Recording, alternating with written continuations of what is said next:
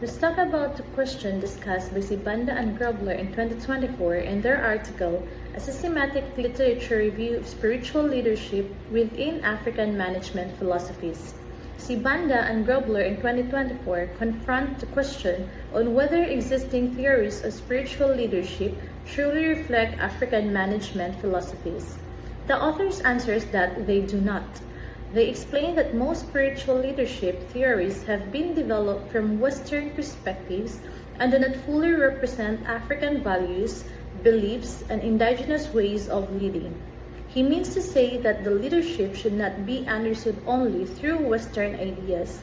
Instead, African management philosophies view leadership as a shared responsibility rooted in community, spirituality, and genuine care for others. A good leader is not only someone who achieves results, but also someone who helps people grow together. He justifies this by discussing the following supporting points. First, Ubuntu emphasizes respect, unity, and the idea that a person grows through relationship, promotes compassion, trust, and service instead of focusing only on authority and performance. And third, African indigenous philosophies show that leadership should reflect the culture, spirituality, and shared values of the community. Having understood the author's claim, we now present to you our own perspective. In the face of Sibanda and Grobler's claim, we now argue that leadership becomes truly meaningful only when it respects both culture and human dignity while responding to the needs of today's organizations. In other words, we are convinced that effective leadership is not measured only by achieving goals, it is also measured by how leaders value people, build trust, and create an environment where everyone feels respected, included, and motivated to contribute.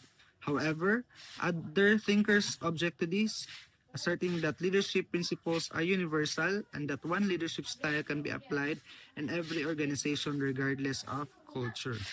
They mean that as long as leaders achieve good results, cultural values have little influence on effective leadership. To this, we reply that leadership is about working with people, and people are shaped by their beliefs, traditions, and communities.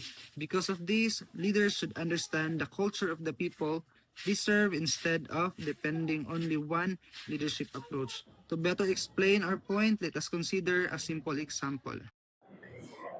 To illustrate, take the case of a school principal who plans to introduce a new school policy.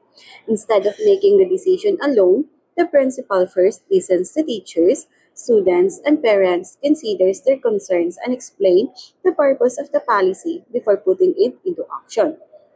So, this case reveals that leadership is not simply about giving instructions or exercising authority. It is also about listening, building trust, respecting others, and making people feel that they are valued. So, when leaders involve people in the decision making process, they create stronger relationships and encourage everyone to work toward a common goal. So therefore, we agree with Sibanda and Grobler that African management philosophies offer valuable lessons for leadership because they remind us that success is not only measured by performance but also by compassion, shared responsibility, and concern for the well-being of others.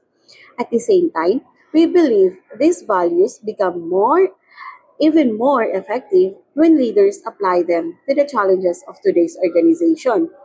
So today, as managers, we will lead with integrity, respect different cultures and communities, listen before making decisions, and always balance organizational success with genuine care for the people we serve. And that's all. Thank you so much.